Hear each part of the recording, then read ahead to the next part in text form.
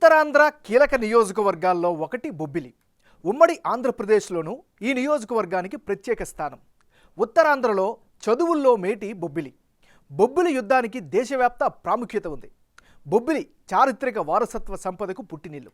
వీణల తయారీ కేంద్రంగానూ ఈ ప్రాంతం ప్రాముఖ్యత సాధించింది. బొబ్బిలి వీణ అంటే గుర్తుపట్టని వారుండరు.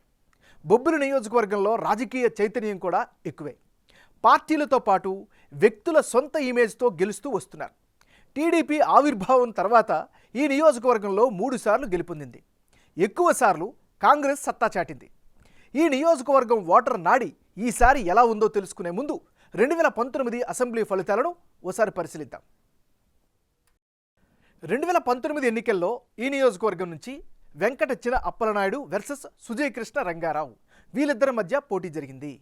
ఆ ఎన్నికల్లో వైఎస్ఆర్ కాంగ్రెస్ పార్టీకి 48% ఓట్లు, తెలుగుదేశం పార్టీకి 44%, జనసేన పార్టీకి 2%, ఇతరులకు 6% ఓట్లు పోలయ్యాయి. అంటే 2019 ఎన్నికల్లో బొబ్బిలి నియోజకవర్గంలో వైసీపీ మంచి మార్జిన్తో గెలిచింది. ఇక్కడ వైసీపీ టికెట్పై పోటీ చేసిన వెంకట చిన అప్పలనాయుడు రాష్ట్ర వ్యాప్తంగా జగన్ వేవుతో 48% ఓట్లు రాబట్టగలిగారు.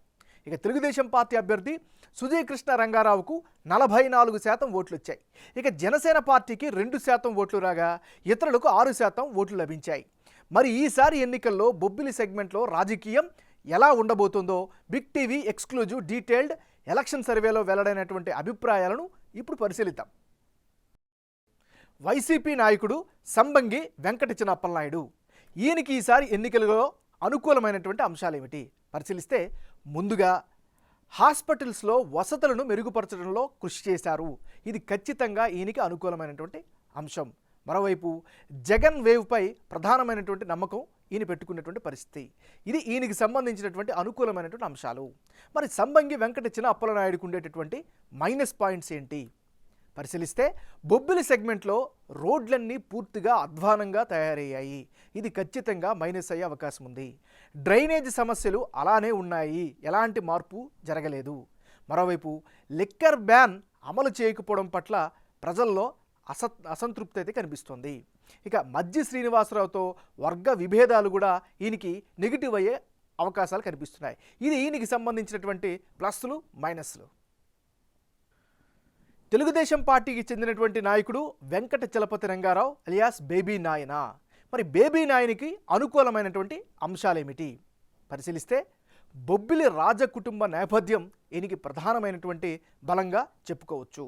మరోవైపు ప్రభుత్వ వ్యతిరేకతపైనే ప్రధానంగా నమ్మకం పెట్టుకున్నారు. ప్రజల్లో మమేకమై తిరుగుతూ ఉన్నారు.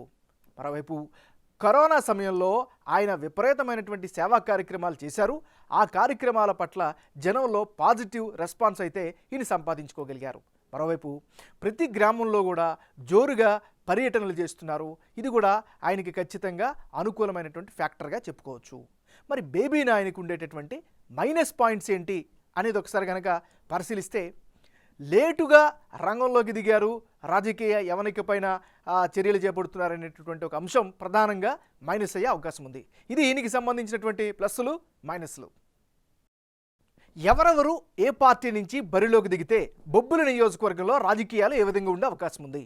ముందుగా సంబంగి వెంకట చిన అప్పలనాయుడు వర్సెస్ బేబీ నాయనారావు వీళ్ళిద్దరు మధ్య గనక పోటీ జరిగితే ఆ సమయంలో వైఎస్ఆర్ కాంగ్రెస్ పార్టీకి 42%, తెలుగుదేశం పార్టీకి ఏకంగా 53%, ఇతరులకు 5% ఓట్లు దక్కే ఛాన్సెస్ కనిపిస్తున్నాయి.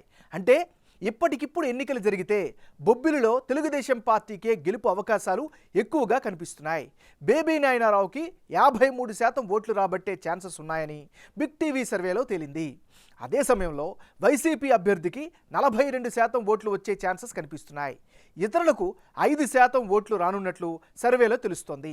టీడీపీ ఓట్ షేర్ ఎక్కువగా ఉండడానికి కారణం Baby Nayanarao personal and family image ఒక కారణమైతే, అలాగే తెలుగుదేశం పార్టీ సంప్రదాయ ఓట్లన్నీ పడుతుండడం, పైగా ప్రభుత్వంపై ఉన్న సహజ వ్యతిరేకత అంతా తెలుగుదేశం పార్టీ అభ్యర్థికి ప్లస్ అయ్యే అవకాశాలు ఉన్నట్లు సర్వేల ద్వారా తెలుస్తోంది.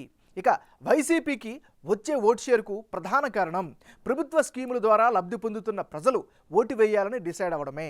ఇదొక పాజిటివ్ ఇంపాక్ట్గా మారుతోంది.